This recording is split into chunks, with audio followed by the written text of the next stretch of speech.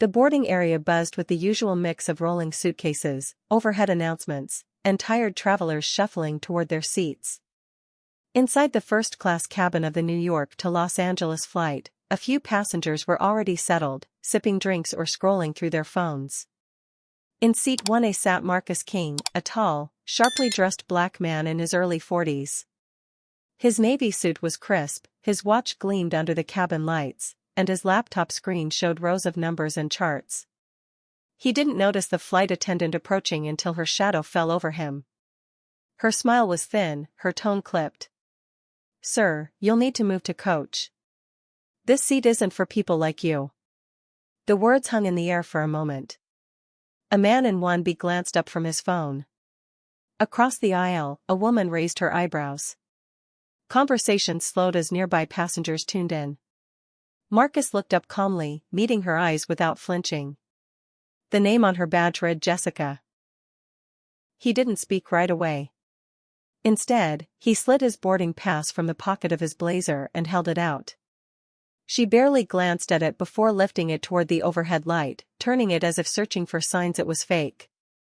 A man a few seats away muttered, "Good, someone's finally checking these things." The words carried just enough to be heard by Marcus.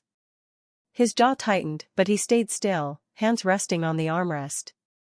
The flight attendant asked again, "Are you sure this is your ticket?" Marcus gave a small nod.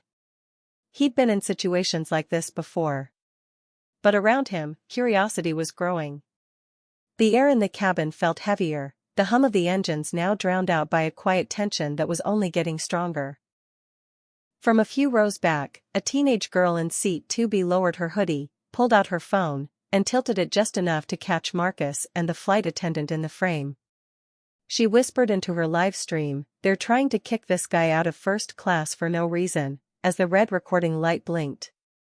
Comments started pouring in almost instantly, "Asterisk that's messed up, record everything, asterisk and asterisk what airline is this?" Asterisk her viewer count ticked upward every few seconds.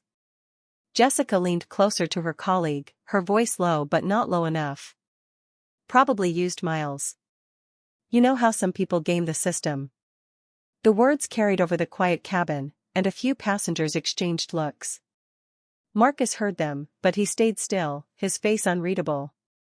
On the teenager's phone, more comments popped up, people sharing their own stories of being questioned when they had every right to be somewhere. The man in 1B glanced at Marcus's open laptop screen. Financial charts, emails, and corporate documents, then looked away, but not before the teenager's camera caught it. The number of live viewers jumped past 5,000.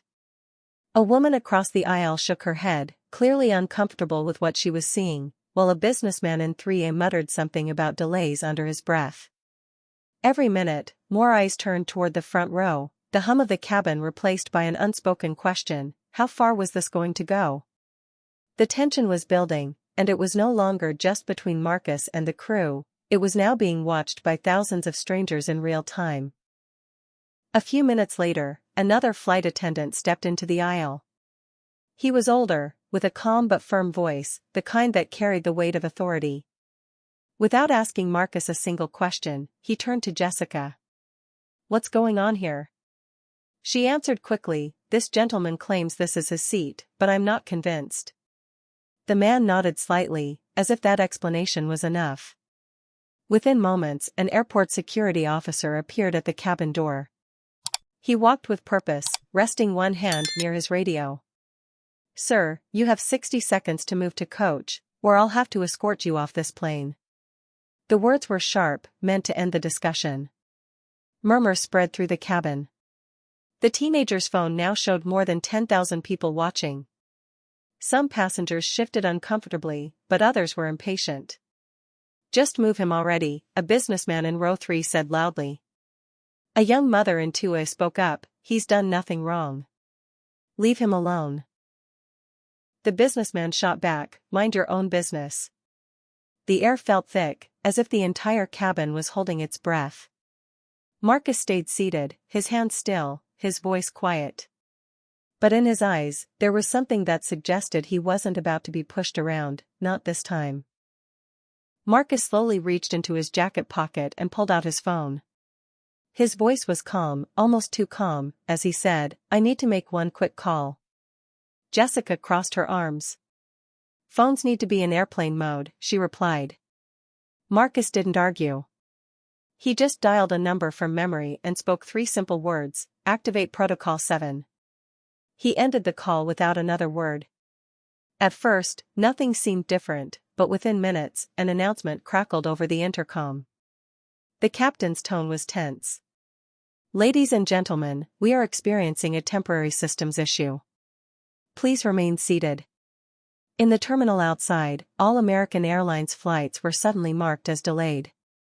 Across the country, departure boards began flashing red. Inside the cabin, the passengers felt the shift before they understood it. A businessman in 1B frowned, scrolling on his phone. "Wait, there's a nationwide ground stop," he muttered. The teenager's live stream chat went wild. Thousands of comments flying in. Asterisk, "Did he just shut down the airline?" Asterisk, one viewer wrote. The security officer at the front touched his earpiece, listened, and his expression changed instantly. Whatever he'd just heard made him step back. The balance of power in the cabin had shifted, and though no one knew exactly how, they could all feel it. A few minutes later, Marcus's phone rang. The name on the screen made him smile faintly. He answered, and the entire cabin could hear the voice on the other end. "Marcus, this is Robert Hayes, CEO of American Airlines. We need to talk, now." The room went silent. Even the businessman who had been complaining earlier lowered his phone. Hayes didn't waste time. "Our booking system is down nationwide. My team says the shutdown came from your company's servers." "Is that true?" Marcus leaned back in his seat, speaking evenly. "That's correct. My company built and manages your entire booking platform. Without us, nothing moves." Gasps and whispers filled the air. Passengers began searching his name online, their eyes widening at headlines about his billion-dollar tech firm. Hayes's tone shifted from demanding to urgent. "We need this fixed immediately. Our stock is falling, and the media is all over this." Marcus glanced at the flight attendants standing frozen nearby. "Robert, this isn't just about a broken system. This is about what happened to me in seat 1A. Every word was deliberate, and everyone listening could tell this conversation was no longer just about a delay, it was about to change everything. Marcus didn't raise his voice, but every word landed with weight. "Here's what's going to happen, Robert. First, the flight attendant who tried to remove me will be suspended immediately while you investigate. Second, every single customer-facing employee in your company will complete real bias training within the next 60 days, not a slideshow, real training that changes how people think and act. Third, you'll set up a system so passengers can report discrimination without their complaints getting buried." The cabin was so quiet you could hear the hum of the air vents. On the other end of the line, Hayes hesitated. "Marcus, do you understand what that would cost? Do you realize the precedent this sets?" Marcus didn't blink. "You spent more than that on executive bonuses last year. This is about priorities." Then he turned to Jessica, who stood frozen a few feet away. "This isn't about punishing you. It's about accountability, making sure no one else goes through this." Her eyes dropped to the floor. For the first time, she looked less defensive and more like someone realizing the damage she'd caused. The security officer stayed by the door, clearly waiting for instructions from someone much higher up. Passengers stared, phones in hand, knowing they were watching something far bigger than a seating dispute. This was a man using his position not for revenge, but to change the rules for everyone. Weeks later, the impact was already clear. Reports of bias on the airline had dropped sharply. The new training program was being rolled out at every airport, and staff were talking about it in break rooms and crew meetings. Jessica was no longer serving in the cabin, she had completed the training herself and now worked as a trainer, teaching others how to see and stop the kind of behavior she once showed. Even the security officer from that day had sent Marcus a short message thanking him for opening his eyes. The ripple spread beyond the airline. Hotels started reviewing how they handled check-ins. Restaurants began looking at their seating policies. Other airlines called Marcus's company, asking for advice on setting up their own reporting systems.